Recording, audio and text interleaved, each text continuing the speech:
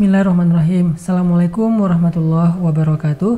Teman-teman sekalian, sobat zakat yang dirahmati Allah, ketemu lagi dalam program tausiah kebahagiaan Ramadan bersama dengan Rumah Zakat.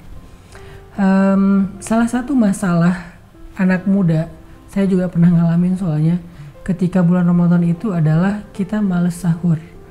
Karena kita pikir sahur itu cuman makan untuk ngeganjel perut biar nggak lapar. Tapi seringnya kita sebetulnya tanpa sahur juga tahan sih, nggak makan seharian sampai maghrib.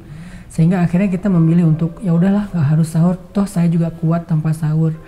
Nah, apakah sahur hanya sekedar masalah itu? Atau ada yang lebih? Dan gimana caranya biar kita nggak males sahur? Karena banyak dari kita mungkin ngerasa sahur itu nggak terlalu penting-penting amat. Selama kita kuat ya udah nggak usah sahur. Bahkan kadang-kadang kita karena nggak sahur jadi nggak subuh juga gitu, subuhnya dijamak dengan duha mungkin, atau bahkan ada yang menjamak subuh dengan zuhur saking lamanya dia tidur pagi, atau minimal kita tetap subuh tapi kita nggak sahur, bangunnya pas azan subuh doang. Nah, supaya kita semangat untuk sahur dan kita tahu betapa istimewanya sahur ini bagi orang yang sedang akan berpuasa, saya pengen bacain beberapa hadis tentang keutamaan sahur nih buat teman-teman. Pertama adalah hadis dari Anas bin Malik radhiyallahu an. Rasulullah SAW bersabda, sahurlah kalian karena di dalam sahur itu ada keberkahan. Kenapa kok dalam sahur itu ada keberkahan?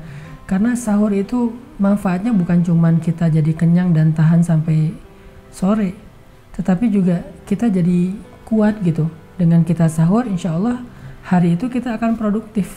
Kan keberkahan itu arti berkah dalam bahasa Arab adalah ziyadatul khair, bertambah kebaikan ya. Jadi gara-gara sahur kita bisa ini, gara-gara sahur kita bisa itu. Artinya gara-gara sahur kita jadi produktif seharian.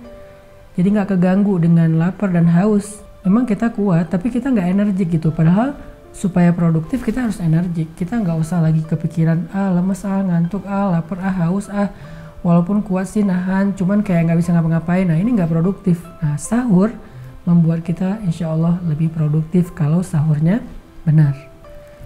Terus berkah yang lain apa? Dengan sahur kita lagi belajar untuk bangun lebih cepat buat teman-teman yang mungkin belum terbiasa bangun sebelum subuh.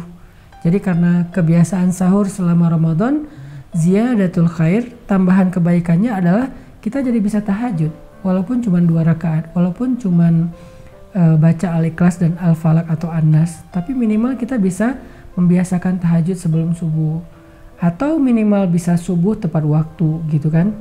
Kebaikan lain, keberkahan lain dalam sahur apa?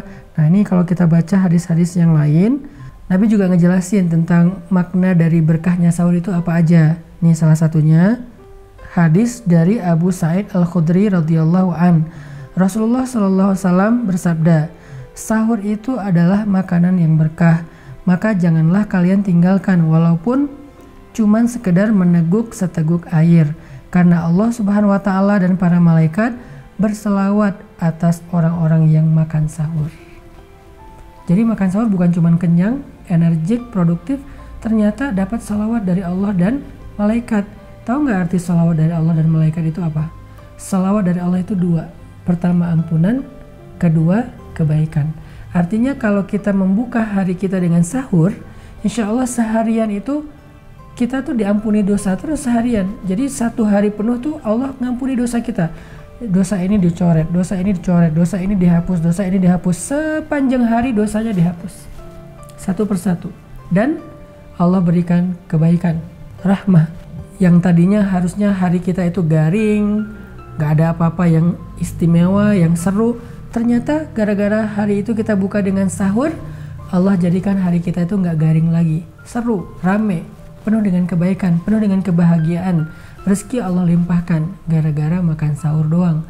Dan bukan cuma Allah, malaikat juga ikut bersalawat kepada kita. Malaikat bilang apa? Allah maghfirlahu warham, Allah maghfirlahu warham. Ya Allah, ampuni dosa dia, sayangi dia. Ampuni dosa dia, sayangi dia. Gara-gara apa? Gara-gara sholat tahajud? Bukan. Gara-gara sholat subuh? Bukan. Cuman gara-gara makan sahur. Baik banget ya Allah. Kita makan, tapi Allah ngasih kita kebaikan. Bukan disuruh puasa, disuruh makan. Jadi puasa ibadah Ramadan itu bukan cuma disuruh, jangan makan ya, tapi juga makan ya. Artinya disuruh makan kita makan, disuruh berhenti kita berhenti. Itulah Kenapa Allah sayang kepada orang yang sahur? Karena ketika Allah suruh dia makan subuh-subuh, belum waktunya breakfast juga, kita makan. Allah sayang banget tuh sama hamba kayak gitu.